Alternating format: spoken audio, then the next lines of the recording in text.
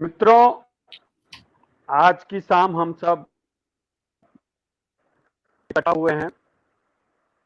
खूबसूरत बात यह है कि आज हमारे बीच में मूलतः मालवा के रचनाकार हैं, लेकिन वे पूरी हिंदी कविता में अपना प्रतिनिधित्व प्रदान कर रहे हैं और हिंदी कविता की यात्रा में अपना जो योगदान दे रहे हैं वह हिंदी कविता के आलोचक और उसकी विकास यात्रा को दर्ज करने वाले लोग रेखांकित कर रहे हैं। मित्रों, आज के इस कविगोष्ठी में मैं स्वागत कर रहा हूं देवास के बहादुर पटेल जी का, उज्जैन से नीलोत्पल का और मेरे शहर इंदौर के ही आशुतोष दुबे जी का। यह बहुत सुंदर संयोग है कि होली से ठीक एक दिन पहले शाम को हम सब लोग मिल रहे हैं। होली रंगों का त्योहार है और वस्तुतः जीवन के रंगों को कविता दर्ज करती है। इस तरह से कहीं ना कहीं रंग कविता और होली में समान रूप से अपना अस्तित्व प्राप्त करते हैं। और मैं तो यह भी बताऊं कि अगर यह कहा जाए कि आज की शाम जो हमारे बीच कवि उपस्थित हैं, ये सब अपने अलग अलग जीवन विवेक के साथ कविता के रचाव में, उसकी संरचना में, शब्दों के बर्ताव में और अपने काव्य कौशल में अलग अलग रंग अर्जित करते हैं। इन कवियों को इन काव्य पंक्तियों के माध्यम से बहुत आसानी से पहचाना जा सकता है।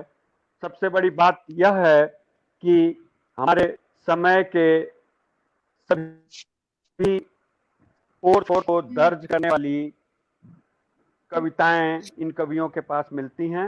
मित्रों, जनवादी लेखक संघ इंदौर इकाई के इस आयोजन में आप सब लोगों का बहुत बहुत स्वागत है और मैं अपने कविताओं के साथ में इस कविता गोष्ठी की शुरुआत कर रहा हूं। आशुतोष भाई, कविताएं पढ़ूं? बहादुर, नीलोत्पल जी। बिल्कुल तैयार। पहली कविता है प्रकृति का विकल्प।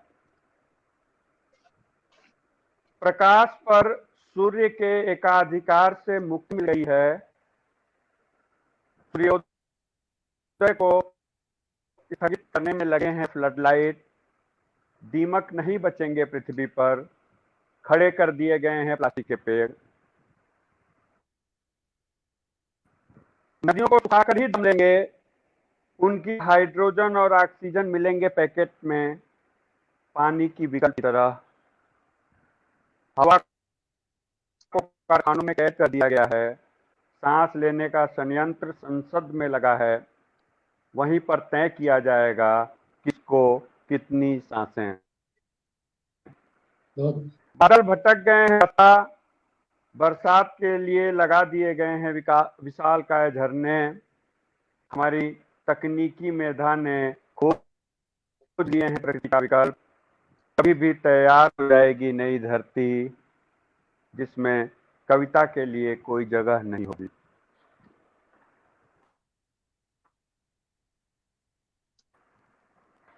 एक छोटी कविता और पढ़ रहा हूँ। तप रहा है सूरज, बसंत है और अब गर्मी का आगम है। तो प्रकृति को लेकर के कुछ बात है, देखें। सीने में सक्रिय हो गई हैं असंख्य परमाणु भट्टियां, जिनमें विरह ईंधन की जगह है। आग बूढ़ा हो रहा है गर्मी का सूरज। महीनों से नहीं गया बादल की ओट में, हवाएं भी उजड़ बनी बहती रही, नहीं ठहरी उसके पास एक पल। ठहर कर हाल चाल कर जाती, खोज खबर दे जाती। घर की, प्रेम की, थोड़ी ठंडी पड़ जाती, सीने में धरती हुई विरह की आग। सूरज को प्रेम की नमी चाहिए, बसंत की सुगंध। कैनवास की तरह चाहिए पूरा आकाश, जिसमें भर सके अपनी सृजन ऊर्जा। वस्तुतः विरह के आग में जज्ब होती है सृजन की ऊर्जा, जिसमें तप रहा है सूरज। और तड़क रही है धरती।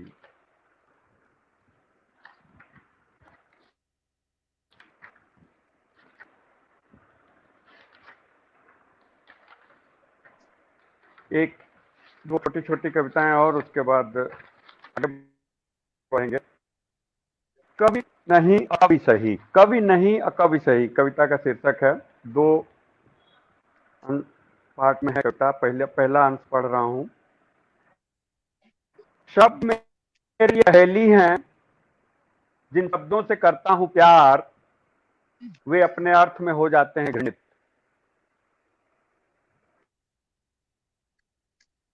जिन शब्दों से घृणा करता हूं वे बहुत प्यारे अर्थ देने लगते हैं।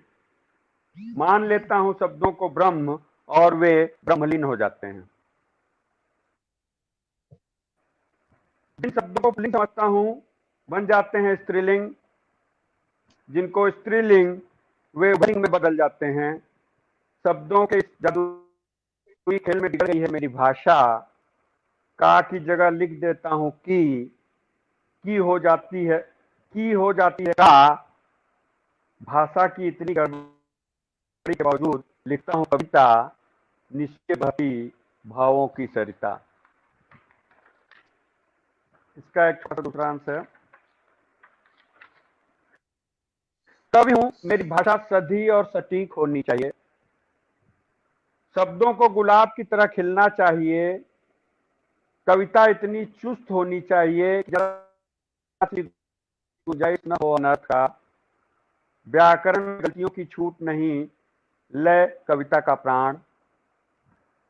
भाषा को साधने का करता हूं याद, बदल जाता हूं सेल्समैन में। सटीक भाषा के चक्कर में लिख देता हूं विज्ञापन। शब्द खिलते तो हैं गुलाब की तरह, लेकिन उनके अंदर दर्द जीवन बदबूदार है। समय से पहले ही जन्म जाती है कुपोषित कविता, जिसमें अनर्थ होने की होती है भरपूर गुंजाइश। स्वीकार ही नहीं कर पाया व्याकरण का अनुशासन। पुल्लिंग को हमेशा स्त्रीलिंग पर हावी पाया। संधि और समाज से तो मेरा 36 का आंकड़ा। जिस जीवन से उमकती है मेरी कविताएं, वहां कोई लय नहीं है। आलोचक गण अब आप ही बताएं कैसे लिखी जाए चुस्त दुरुस्त तंदुरुस्त कविताएं। फिलहाल कवि नहीं अकवि सही, जो भी कही खरी कही। और अंत में एक बहुत छोटी कविता। घर गोरखपुर। कहीं पढ़ता हूँ गोरखपुर तो घर भी पढ़ता हूँ साथ। घर पढ़ता हूँ तो मेरे डीएनए में पसीजने लगता है पुरखों के पसीने का नमक। हृदय में बहने लगती है रात नदी विकल्प। भोजपुरी ताल और लय में कजरी चैता गारी फगुआ सुनाई देने लगते हैं सब प्रेमिकाओं के स्वर की तरह। एक युवा मेरे अंदर से निकल पड़ता है अपने सपनों का की पतंग उड़ाने। शबे मालवा की खिली चांदनी में सितारों से बतियाते हुए कछार और तराई की चर्चा निकल ही आती है। जहां गड़ा हुआ मेरा नाभिनाल अभी भी जीवित है। नाभिनाल के कसमसाने की तीस उमकती है बार बार। स्मृतियों के छार में घुलता हुआ बुदबुदाता रहता हूँ। घर गोरखपुर, घर गोरखपुर। जब से छूटा है गोरखपुर एक मुकम्मल शहर घर में बदल गया है। जब से छूटा है गोरखपुर एक मुकम्मल शहर घर में बदल गया है। मित्रों, अपनी कविताओं के साथ इस गोष्ठी की शुरुआत। और अब मैं अगले पायदान पर हमारे समय के युवा कवि और पिछले कुछ वर्षों में बहुत तेजी से हिंदी कविता में अपनी जगह बनाने वाले बहादुर पटेल जी को आमंत्रित कर रहा हूँ। बहादुर पटेल जी देश से हैं और इनकी कविताएं पूरी हिंदी जगत की बहुत जानी पहचानी कविताएं हैं। बहादुर भाई सादर आमंत्रित हैं अपनी कविताओं के लिए।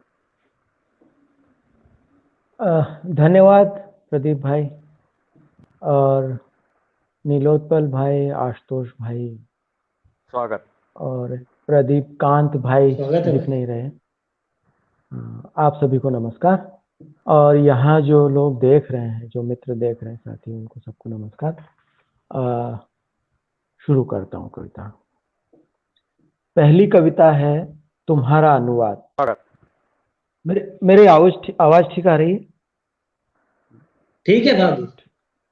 हाँ, बढ़िया सुनाई दे रही है। तुम्हारा अनुवाद।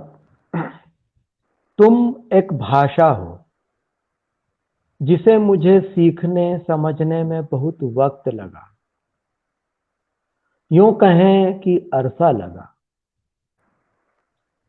बहुत विचित्र है व्याकरण, एक वाक्य का अर्थ एक समय से दूसरे समय में बदल जाता है। कुछ शब्द बिल्कुल चांद की तरह है तुम्हारी भाषा में। मेरे उच्चारण करते करते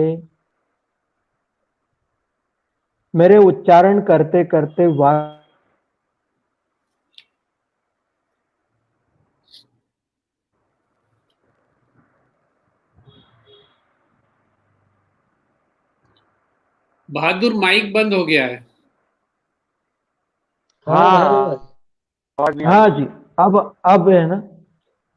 ठीक हाँ, कुछ टच होने से हो गया। आ कुछ शब्द बिल्कुल चांद की तरह है तुम्हारी भाषा में। मेरे उच्चारण करते करते वाक्य में स्थान और ध्वनि बदल जाती है। एक अल्प विराम लंबी प्रतीक्षा के बाद पूर्ण विराम में बदल जाता है। माइक बंद हो गया है बहादुर भाई, माइक बंद हो गया है। माइक चालू है। आवाज नहीं आ रही आशुतोष भाई? वापस शुरू कीजिए। हाँ, चालू है। पढ़िए। ठीक है, चलने दो, बहादुर पढ़ो। हाँ। एक अल्प विराम लंबी प्रतीक्षा के बाद पूर्ण विराम में बदल जाता है, और कर्म क्रिया में कब बदल जाता है यह समझते समझते विषय समाप्त हो जाता और सारी व्याख्याएं निरर्थक हो जाती हैं। तुम्हारी आकृति के भीतर एक उजास होता है, मैं उसे छूता हूं और अंधेरा फैल जाता है, और निरक्षर की तरह देखता रहता हूं तुम्हारी ओर।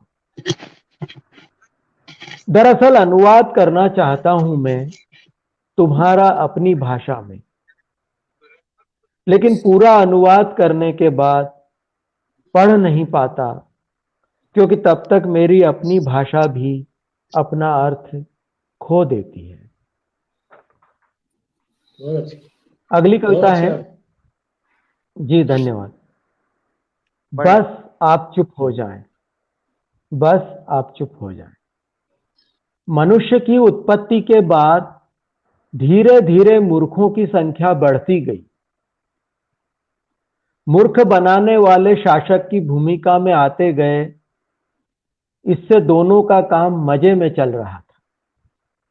बढ़िया है। मनुष्य की उत्पत्ति के बाद धीरे धीरे मूर्खों की संख्या बढ़ती गई। मूर्ख बनाने वाले शासक की भूमिका में आते गए, इससे दोनों का काम मजे में चल रहा था। सोचने का जिम्मा जिनके पास आ गया, वे गुलाम बनाने की कलाएं सीखते गए।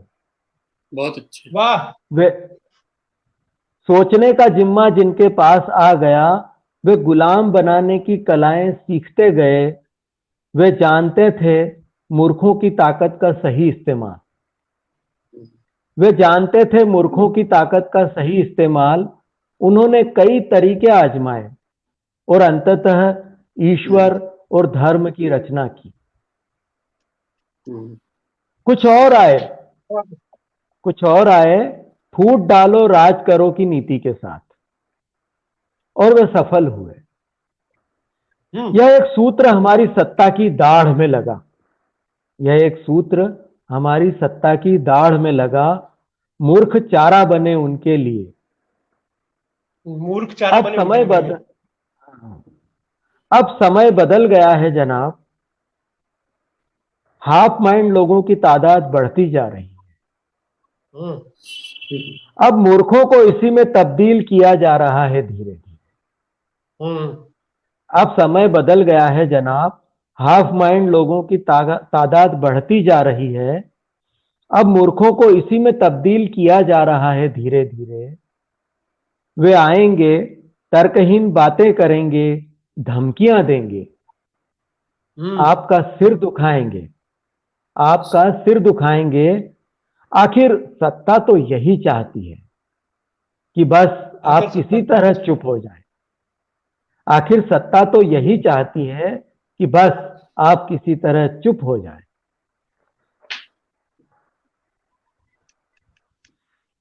एक कविता और है अगली। इसी देह में। भाई समय है आपके पास अभी? हाँ जी जी बिल्कुल। इसी देह में प्रेम दुख देता है जीवन भर। प्रेम दुख देता है जीवन भर। एक स्त्री का पीछा करता है, वह वहां से लौटना चाहती है एक दूसरे ही जीवन में।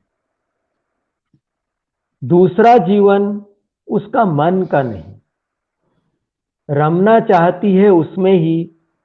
वहां फूल नहीं होते, और होते भी हैं तो वह खुशबू नहीं। इस जीवन में एक निगाह होती है, इस जीवन में एक निगाह होती है। कुछ सहायक नजरें भी होती हैं जो पीछा करती रहती है उसका। अपने सपने में वह एक खुशबू के पीछे बेतहाशा भागती है। सुबह के मुरझाए चेहरे से, सुबह के मुरझाए चेहरे से भांप ली जाती है।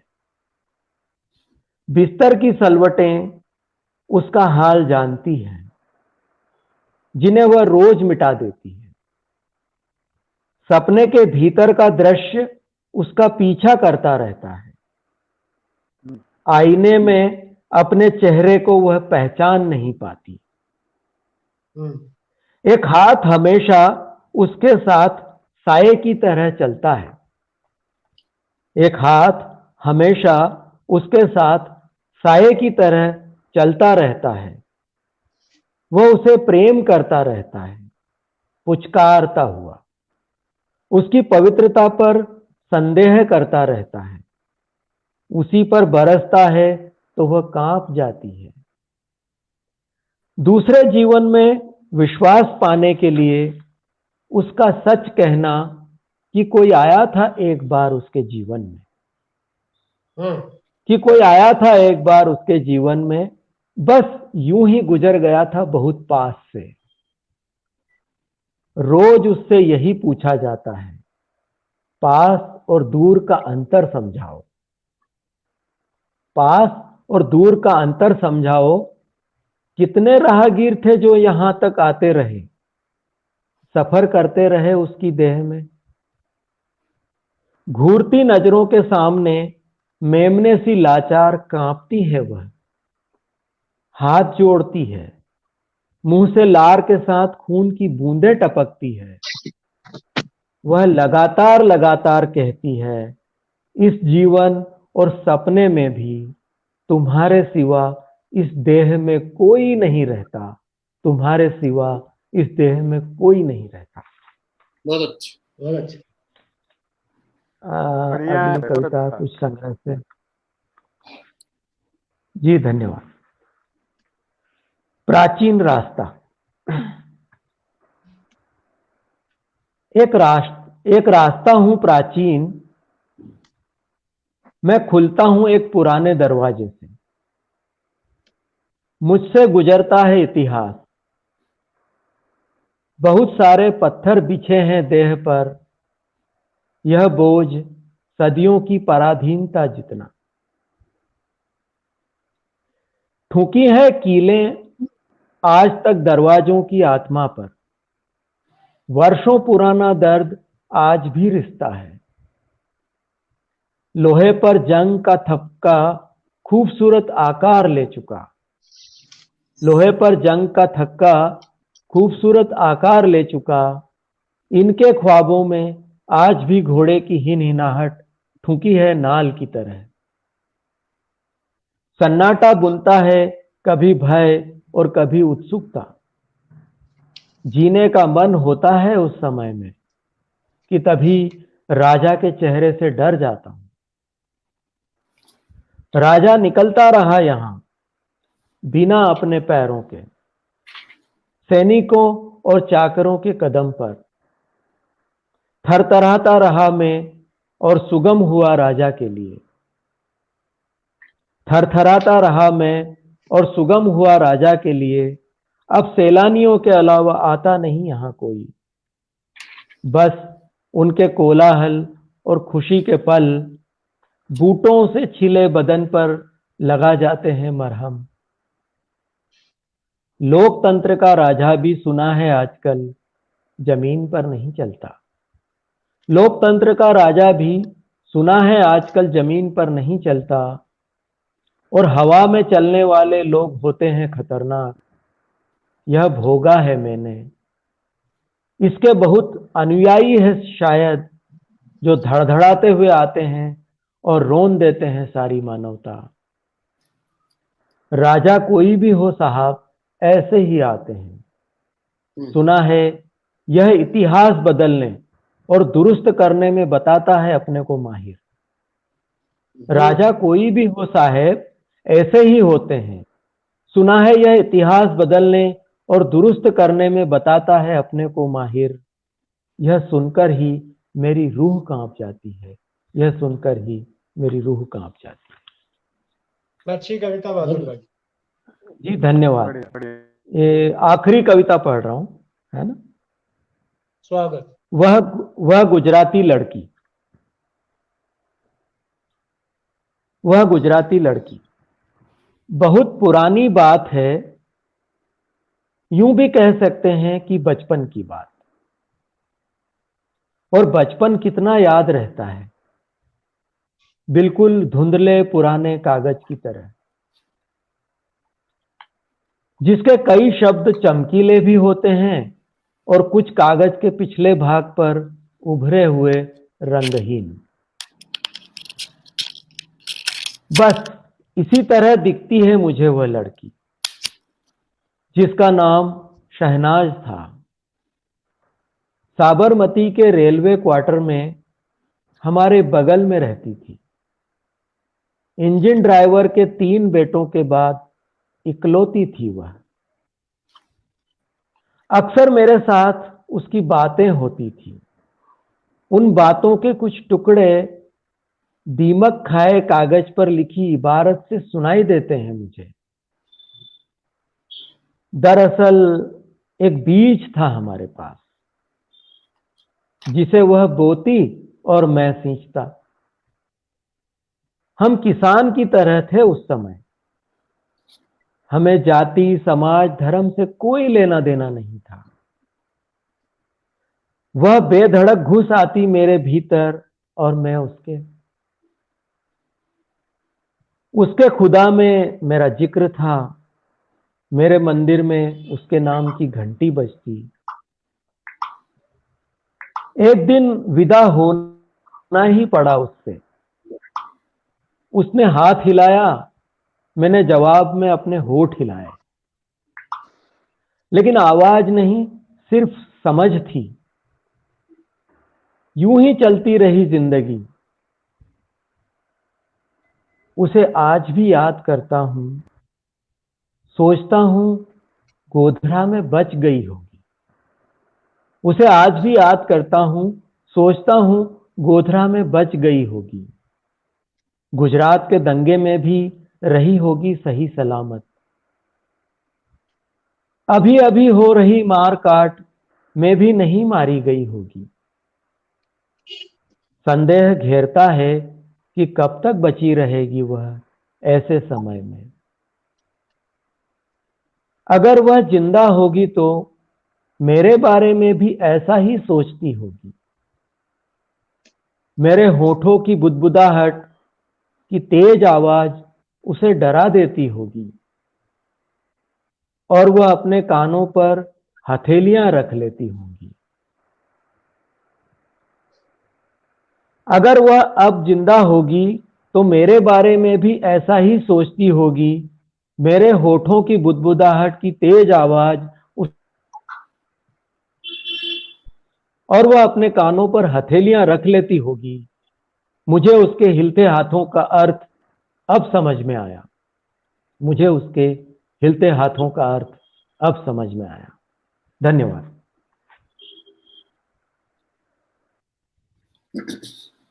बहुत बहुत धन्यवाद बहादुर भाई। जी बहादुर शुक्रिया। पटेल की कविताओं से रूबरू होते हुए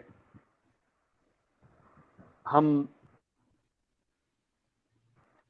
साफ साफ देख सकते हैं कि किस तरह से विवरण और भाव की तरलता को गूंथ करके एक कवि अपने समय को आईना दिखाती हुई कविताएं रचता है। इतनी सुंदर और महत्वपूर्ण कविताओं के लिए बहादुर भाई बहुत बहुत धन्यवाद।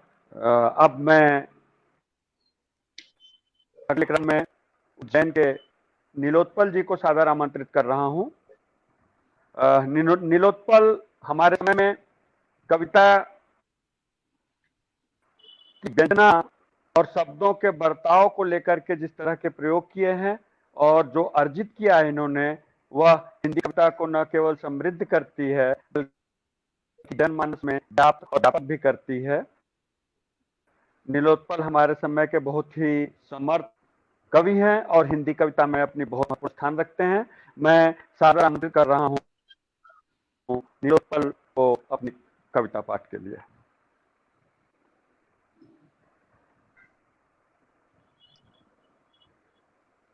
सभी साथियों शुक्रिया अदा करता हूं कि इस कठिन समय में हम सब कुछ बात करने के लिए एकत्र हुए। पहली कविता की शुरुआत,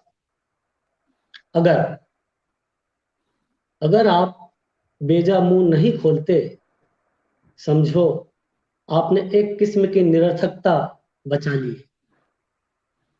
अगर समय को चुराया न जाए तो वह अपने पलने पलटने से पहले सही जवाब दे। अगर घंटे भर नदी आंखों के सामने निर्बाध बहती रहे तो तुम्हारी नावें उस अंतिम छोर पर दिखाई देंगी जहां तुम पहुंचने वाले थे। अगर तुमने बचपन में पतंगे उड़ाई है तो तुम उन परिंदों की तकलीफ नहीं समझ सकते जिनमें गुस्से के बावजूद तुम्हारे लिए थोड़ी करुणा बची थी। अगर जिंदगी तुम्हारी इच्छा मृत्यु ना बने, समझ लेना तुमने सारी किताबों को लाइब्रेरी में दफन कर दिया है। अगर जिंदगी तुम्हारी इच्छा मृत्यु ना बने, समझ लेना तुमने सारी किताबों को लाइब्रेरी में दफन कर दिया है। अगर मुस्कुराहट को छोड़ा ना जाए, अगर मुस्कुराहट को छोड़ा ना जाए तो अपरिचित व्यक्ति के भीतर भी जमीन का एक छोटा टुकड़ा आवाजाही के लिए खुला रहता है। अगर तुम तितली के झरे पंख नहीं खोज पाते, बढ़िया, तो तुम नहीं समझ सकते जंगल अपने पत्थरों को पानी सा मुलायम कैसे रखता है। पानी सा मुलायम कैसे रखता है। अगली कविता है, बढ़िया। पानी में घुली कोई लोक धुन। पानी गिर रहा था, लगा माँ बोल रही है। पानी गिर रहा था, लगा माँ बोल रही है। अमूमन माँ की आवाज पानी जैसी ही है। वह बोलती है तो भीतर हलचल होती है। उसके बोलने में पानी जैसी ही सरलता है। लगातार बहते बोलते उसने जीवन का हर दुख पिघला दिया है।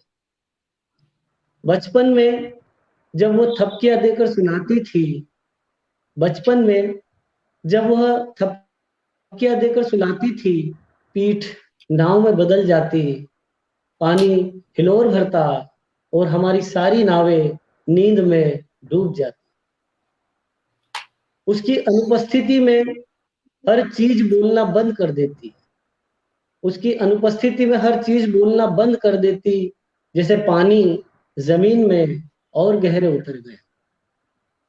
कभी कभी वह पानी के गीत गाती, जैसे सभी माओ में सदियों की एक धुन गुथी हुई हो, जिसे वह अपने असंख्य मुंहों से सुनाती है हर दिन। बरसों बर्तन कपड़े धोते पछीटते पानी इस तरह रच बस गया है उसमें, जैसे अभी कोई सोता बह निकलेगा। वह ममता इसी तरह लुटाती है मानो कोई बरसाती नदी समुद्र हो जाना चाहती हो।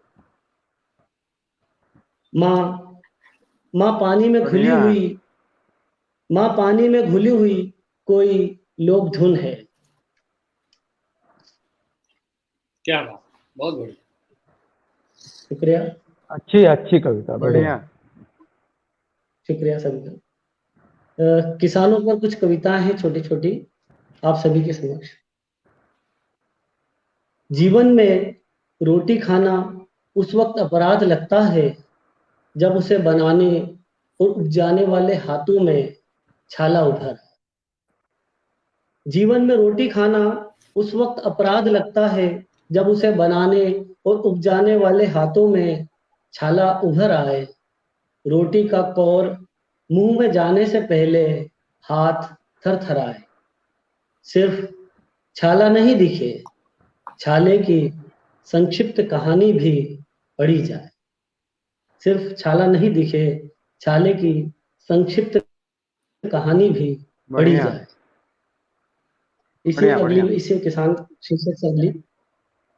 कोई भी किसान का दुस्वप्न नहीं जानता, कैसे वह आधी रात चौंक कर उठता है जब उसे याद आता है अचानक खेत अभी प्यासे हैं।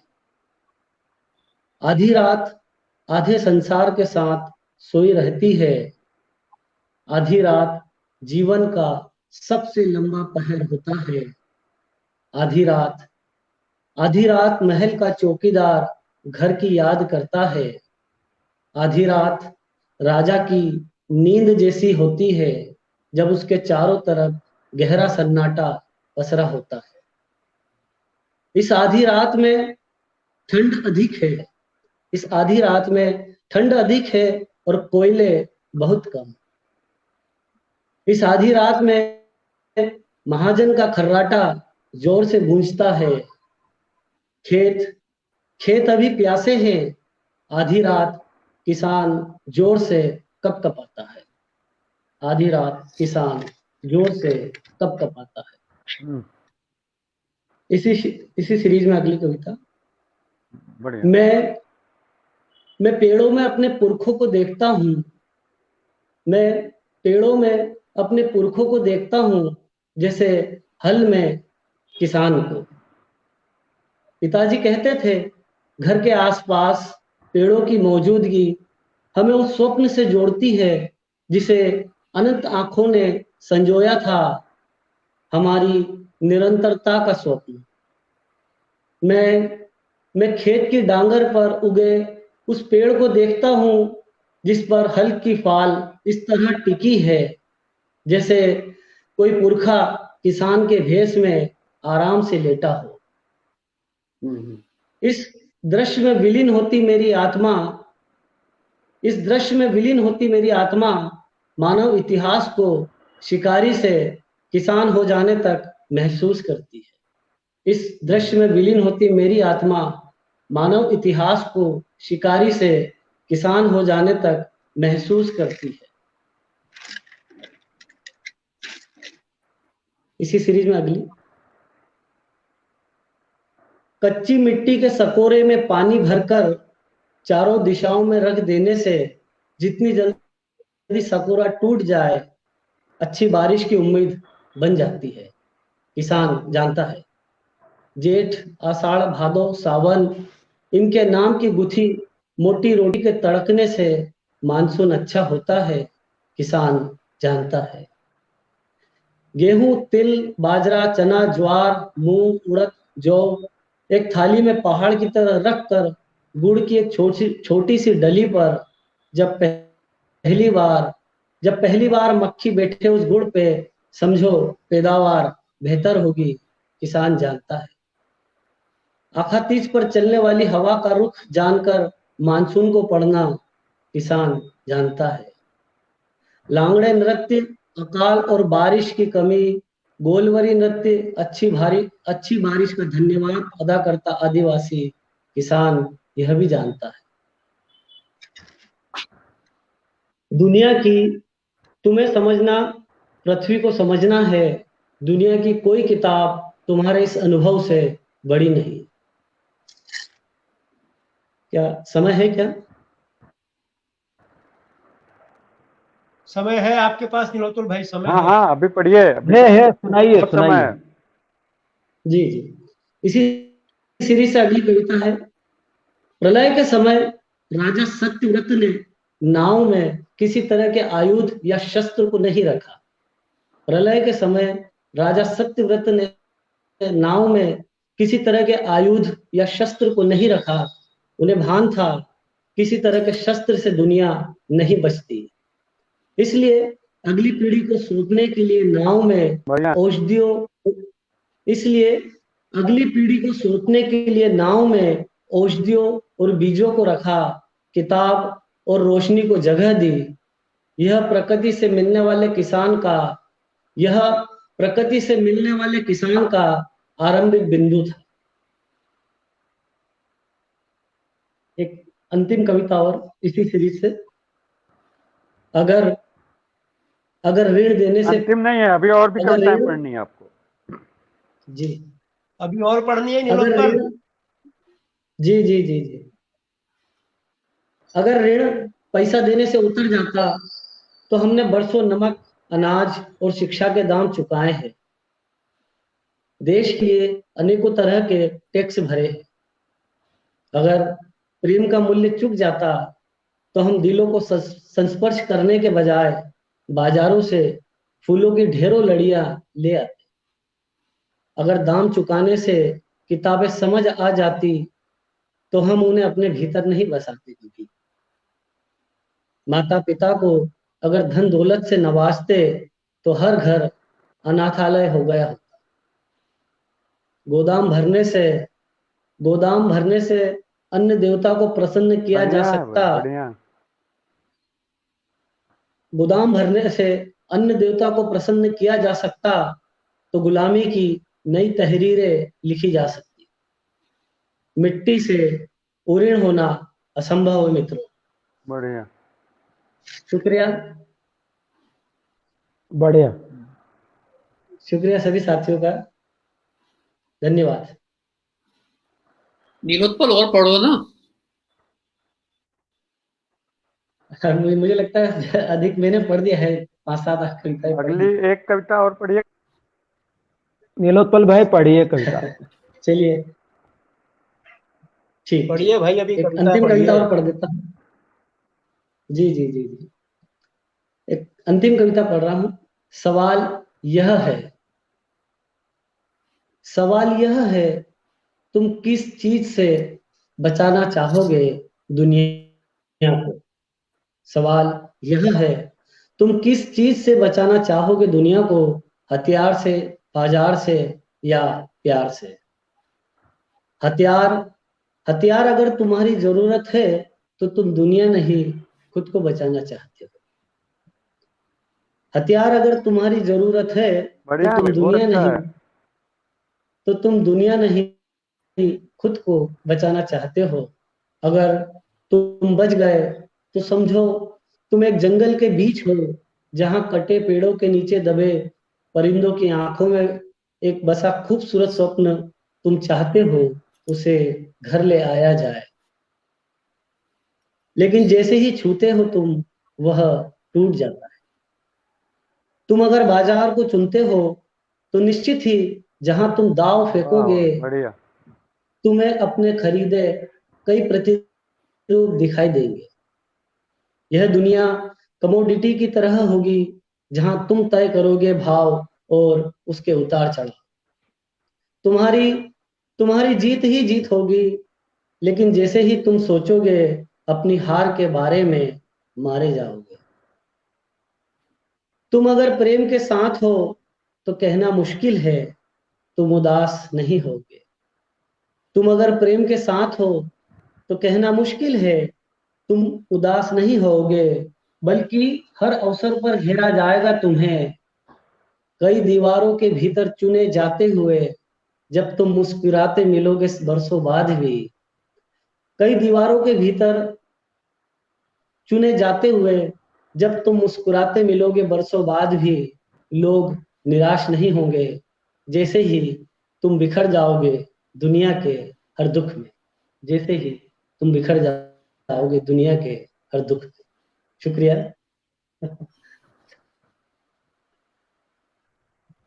बहुत अच्छी ठीक। कविता है नीलोत्पल भाई। बहुत बहुत धन्यवाद नीलोत्पल जी।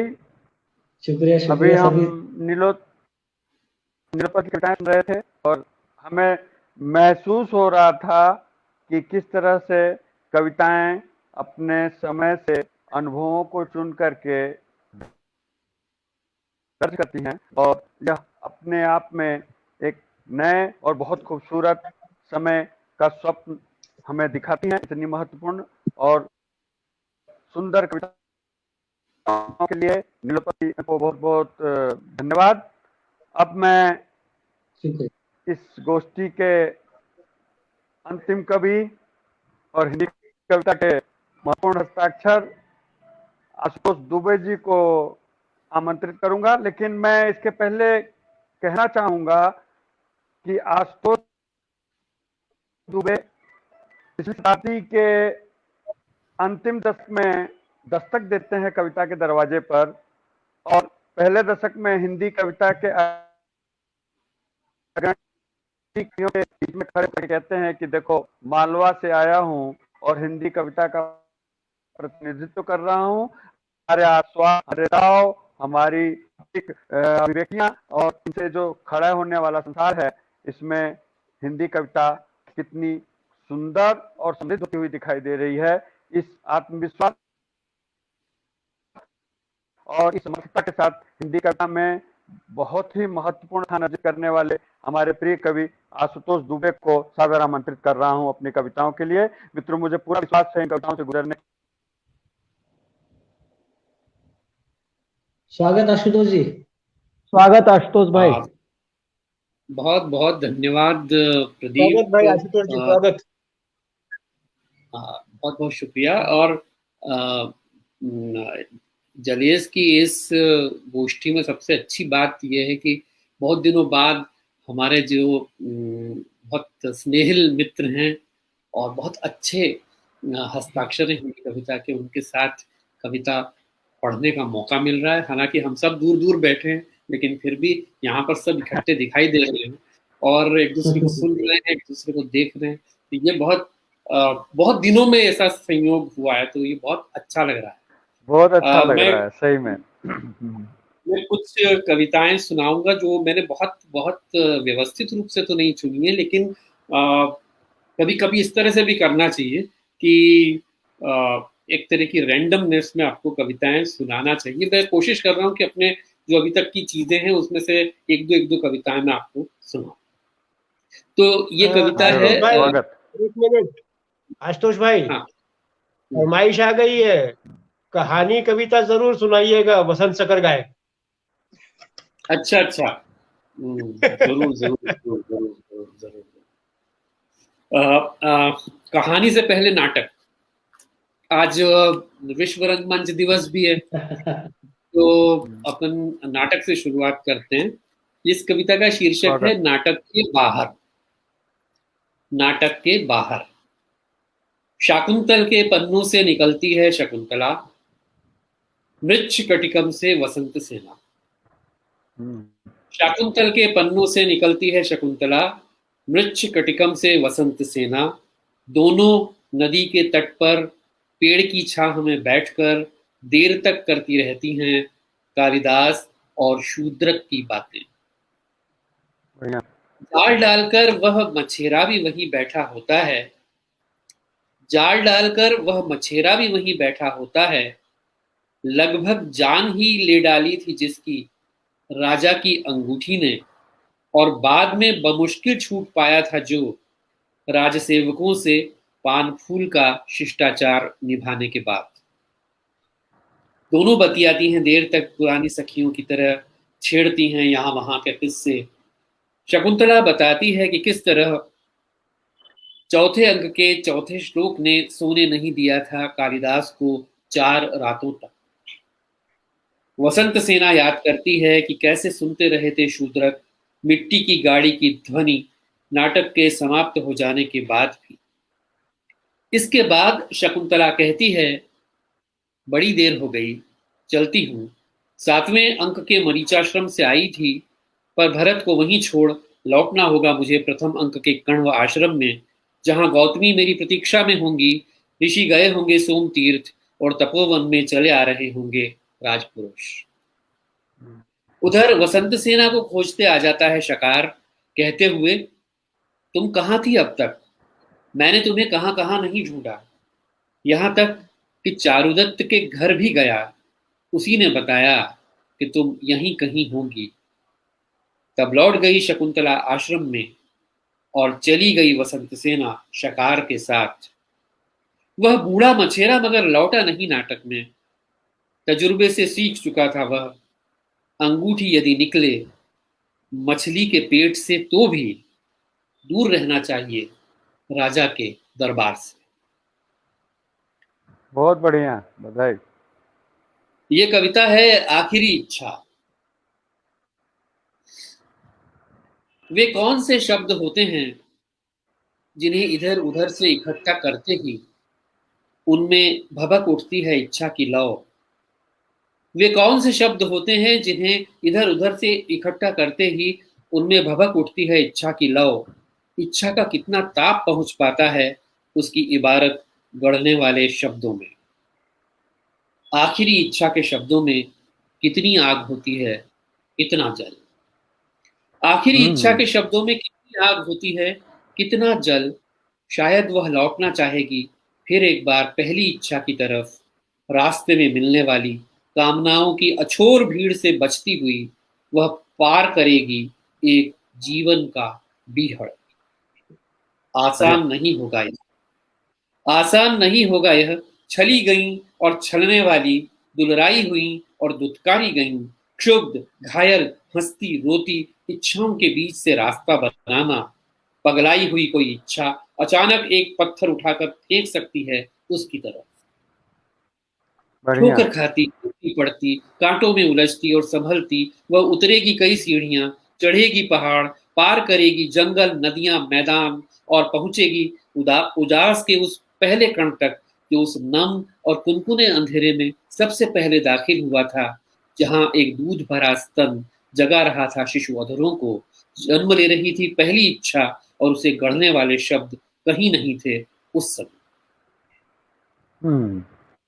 एक काली दीवार से शुरू होकर उजाले की पहली दस्तक तक आखिरी इच्छा की यह दौड़ जहां खत्म होगी, और तब शायद उसे लगे कि वह देख रही है अपनी ही शक्ल, इतनी ही आग, इतना ही जल। इच्छाओं के पहले और अंतिम बिंदुओं के बीच जीवन के नीचे खींचेगी इस तरह एक सरल रेखा।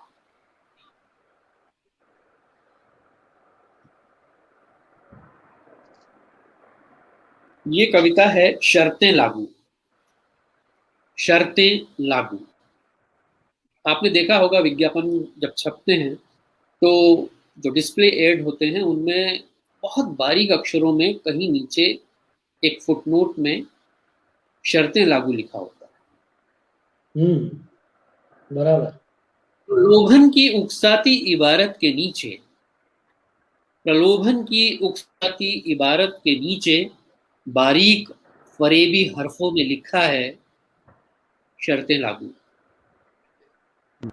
प्रलोभन की उकसाती इबारत के नीचे बारीक फरेबी हरफों में लिखा है शर्तें लागू, जो बहुत गौर से देखने पर ही नजर आता है, शर्तें तो फिर भी नजर नहीं आती। एक दिन सोचना पड़ता है वे कौन सी छुपी हुई शर्तें हैं जो हमारे जन्म लेते ही लागू हो गई थी। क्या वे तब लागू हो गई थी जब किसी शाम डूबते सूरज को देखते हुए हमने पाया कि हमारी आंखें न जाने क्यों भर आईं। या किसी रात अचानक आकाश में तारों का असीम वैभव देखते हुए स्तब्ध खड़े ख्याल आया था कि ये सब तब भी होंगे जब हम चले जाएंगे। या रेलवे स्टेशन पर जब वह फटेहाल बच्ची 2 रुपए का सिक्का लेकर आई और उसे बताया गया कि 5 रुपए से कम की कोई चीज यहाँ नहीं मिलती, वह धीरे धीरे वहां से हट गई थी और हमारे मुंह में समोसे का टुकड़ा पत्थर हो गया। धीरे धीरे इस तरह पता चलता रहता है कि जीवन छुपी हुई शर्तों का मसौदा है। रविंद्र ने कहा है कि मैं चमत्कार कविता पढ़ूं। अभी रविंद्र ने एक बहुत सुंदर कविता का अनुवाद किया था जापानी कवि की, और वो भी चमत्कार वाली कविता थी, बहुत मिलती जुलती थी, इसलिए उन्हें इसका ध्यान है। तो चमत्कार कविता पढ़ता हूं। न कहीं कुछ कौंधा, न कहीं कुछ प्रकट हुआ, न कहीं कुछ लोप हुआ। न कहीं कुछ कौंधा, न कहीं कुछ प्रकट हुआ, न कहीं कुछ लोप हुआ।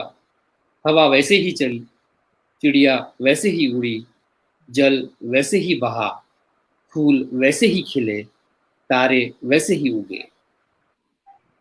बस उसने आंख उठाकर नजर भर देखा, उसका हाथ अपने हाथों में लिया, कोई बात निकली। खपरेल से चूल्हे का धुआं उठा, 2 बूढ़े एक पुलिया पर बैठे, प्रवासी पक्षी पेड़ को शुक्रिया कह अपने देश उड़ा। एक अनलिखा पत्र पढ़ा, एक फोन मन में बजा, एक भूला हुआ स्वाद जीभ में जगा। इस तरह एक दैनिक चमत्कार हुआ।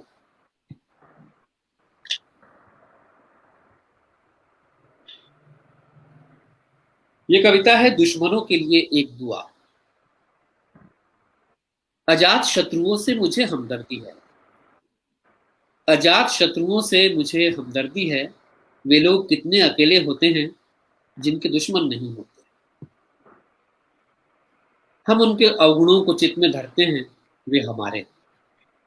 हम उनके अवगुणों को चित्त में धरते हैं, वे हमारे। उनके हासिल को खारिज करते हुए हम उन पर नजर रखते हैं लगातार। एक वक्त ऐसा भी आता है जब हम और हमारे दुश्मन एक दूसरे के दिमाग में रहते हैं। उनकी काट सोचने में जिंदगी काटते हुए हम अपने दुश्मन के बारे में इतना सोचते रहते हैं कि अगर किसी वजह से वह हमारा दुश्मन न रहे तो उस खालीपन से जूझना मुश्किल हो जाए, जब तक कि खालीपन ही दुश्मन की जगह न ले ले। हमारे दुश्मन जहां रहें आबाद रहें, दुश्मनी करते रहें, हमें काम में लगाए रखें। उनके खिलाफ हम दोस्तों की तलाश करते रहें, जिनमें से कुछ में हमारे नए दुश्मन बनने के आसार नजर आते रहें।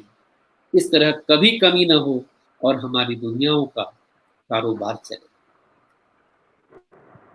बहुत अच्छी।